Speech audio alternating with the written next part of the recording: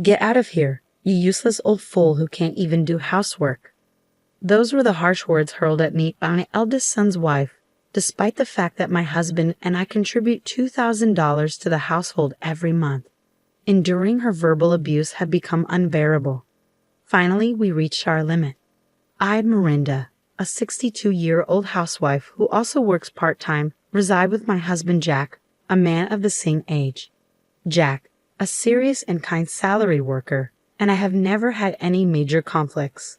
Our son, Ronald, 32, shares his father's compassionate nature and strong sense of justice. After graduating from university, he secured a job at a reputable company where he met Alice, his wife of 2 years. Initially, Alice seemed like a serious and charming woman, well regarded by her colleagues for her dedication. However, her true nature began to reveal itself gradually. At a family gathering, her drastic transformation stunned everyone. From a modest and demure appearance, she morphed into someone almost unrecognizable. Flashy makeup, blonde hair, and loud jewelry. Her behavior at the gathering, particularly when intoxicated, was appalling. She insulted everyone present, including my husband and me, with vicious words. Despite Ronald's attempts to defuse the situation, Alice's outbursts continued unabated. Her behavior left a sour taste in everyone's mouths, prompting some relatives to question her past and character. Was this the same woman Ronald had married, or was there more to her than met the eye? I accepted the relative's suggestion to delve deeper into Alice's background, feeling a sense of unease after witnessing her disruptive behavior. Ronald, sensing something amiss, pledged to investigate thoroughly. Since Alice had lost her parents and appeared to have little contact with other relatives, we opted to enlist the help of a private detective. The investigation uncovered startling revelations about Alice's past. During her middle school years, she had been a troublemaker, even leading a gang of notorious delinquents who followed her lead. Despite her eventual graduation from a prestigious university and the semblance of seriousness she projected, she hadn't completely severed ties with her delinquent past. Shockingly, she still invited her troublesome friends over when Ronald was away, causing disturbances in the neighborhood and prompting complaints to the apartment management. Ronald was devastated by the discovery.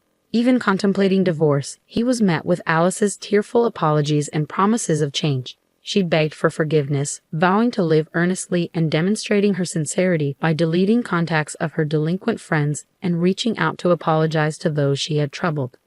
Witnessing her genuine remorse, Ronald's resolve wavered. Seeing her revert to her former serious demeanor, he reconsidered his stance on their marriage. While it remained a private matter between them, as parents, Jack and I chose to respect Ronald's decision, opting not to interfere. Later, I encountered Alice again in the summer, and she appeared to have returned to the serious, composed woman I had first met, reaffirming her commitment to change. I breathed a sigh of relief, believing that everything would be all right. However, fate had other plans. While lifting a heavy load during my part-time job, a sudden, excruciating pain shot through my back, immobilizing me. Rushed to the hospital by a concerned coworker, I received the diagnosis of severe low back pain, requiring me to take a break. Upon sharing the news with Ronald over the phone, he proposed that my husband and I move in with him and Alice, citing our increasing age and the likelihood of future injuries and illnesses. The idea had its merits, offering reassurance of having family nearby in times of need. It seemed like a logical choice. Once my back pain subsided, my husband and I discussed the proposition with Ronald and Alice, ultimately deciding to merge households. With a relatively spacious home, accommodating them posed no issue. Initially, the arrangement went smoothly, with Alice sharing household responsibilities, lightening my load. To ease the financial strain, my husband and I contributed $2,000 monthly from our salaries, despite it stretching my part-time income. However, over time, Alice's behavior shifted. She began complaining of poor health, yet her actions contradicted her claims. Despite confronting her, she grew defensive and hostile. It became evident that her remorse was insincere. She had merely feigned it to maintain her relationship with Ronald. Her demeanor mirrored her past as a delinquent, using intimidation to assert dominance. Fearful but determined, I resolved to no longer tolerate her manipulative behavior. If asked whether I feared Alice, I'd have to admit yes, to a degree. I may have reached 62 years of age, but that longevity didn't come without resilience. I refused to be cowed by the antics of a former delinquent. Maintaining an air of indifference to her words and actions, I calmly warned her of the consequences of her harassment. If your behavior crosses a line, it could constitute a crime. I am not your servant to be pushed around. Should you harm me, I will not hesitate to involve the authorities, I stated icily. Her reaction was a mix of surprise and defiance. Shut up, you old nuisance. I won't forgive you, she retorted with a loud scream, catching the attention of my husband and Ronald, who had been home for the holiday. After a brief explanation of the situation, we decided to address it together. My husband wasted no time in demanding an apology from Alice. However, she showed no intention of remorse, instead crossing her arms defiantly. Why should I apologize to this old fool? She sneered. I agreed to live together under the assumption that she'd handle the chores. But she's been utterly useless. There's nothing wrong with being angry at such incompetence, she added callously. Her selfishness left us speechless. Then she went on to make even more outrageous demands, declaring that we would all serve her from now on, dismissing my husband and me as burdensome and unnecessary. It was a blatant display of disrespect and entitlement, leaving us stunned by her audacity. My frustration reached its breaking point, boiling over into anger. I was done tolerating this woman's behavior and resolved to teach her a lesson. Surprisingly, my usually calm husband shared my intense anger. Let's move out, he said firmly, echoing my sentiments. Eager to escape Alice's presence, I agreed without hesitation. Hastily packing our essentials, we left the house, informing them that we would return later for our larger belongings. Ronald remained behind, presumably to confront Alice. With no alternative residence lined up and unwilling to burden relatives, we sought refuge in a nearby budget hotel. The uncertainty of our living situation weighed heavily on us, but we remained determined to find a new home. The next morning, my phone incessantly buzzed with calls from Alice. Reluctantly, I answered only to be greeted by her artificially sweet tone. It was clear she had an ulterior motive, and her insincerity turned my stomach. Her sudden shift in demeanor left me questioning how many personalities she possessed. Regardless, one thing was certain. Alice was not to be trusted, regardless of which persona she presented. I reached a point where dealing with her seemed futile and absurd. I simply declined her call and blocked all avenues of communication, ensuring she couldn't reach me. My husband, observing my actions, followed suit, understanding the need for a clean break. Together, we made the decision to sever all ties with Alice. Later that afternoon, Ronald called me with unexpected news. He had divorced Alice. He recounted how she had challenged him to proceed with the divorce, prompting him to follow through without hesitation. Proud of my son's decisive action, I firmly believed he had made the right choice. There was no way he could find happiness with someone like her. Ronald shared that Alice's attempts to manipulate him with her cutesy act had only reinforced his decision. Despite her claims of intelligence and education, Alice's behavior betrayed immaturity and arrogance. Cutting ties with her was undoubtedly the best course of action. However, the story didn't end there. To my astonishment, Ronald revealed that Alice had been cheating on him. Despite her professed illness and frequent outings, she had maintained a facade of health while carrying on an affair. Hiring a detective agency confirmed my suspicions, providing photographic evidence of her infidelity. As I scrolled through the photos Ronald sent, disbelief washed over me. There she was, locked in an embrace with a young man, a stark contrast to her pretense of innocence. It was evident that Alice's deceit ran deeper than we had imagined. I was resolute about seeking compensation for the damages caused by Alice's actions, including the affair with her cheating partner.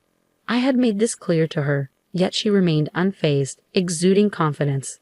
It left me puzzled why she would call me, perhaps to ascertain my whereabouts, assuming I hadn't left. Her attempt to act tough seemed futile now that I had indeed departed. I harbored no intention of extending help to her. She needed to face the consequences of her actions alone. With our new living arrangement settled, my husband, Ronald, and I opted to reside together in a certain apartment. While we contemplated evicting Alice and occupying our previous home, its size and upkeep were impractical for Ronald alone. Selling the house emerged as the most sensible option, with Ronald in agreement, indifferent to the sentimental value of a single-family home. As we returned to retrieve our belongings, Alice greeted us with an unsettling smile, extending a brazen proposal to live together once more. Her audacity infuriated me, especially without an ounce of remorse or apology. My anger surged, echoed by my husband's cold rejection. We made it clear she needed to vacate the premises promptly and compensate Ronald for the damages incurred. Her disregard for our feelings and her own actions extinguished any remaining affection I have for her. I remained steadfast in my decision not to reconcile, making it clear to Alice. Ronald echoed my sentiments, expressing his own anger towards her.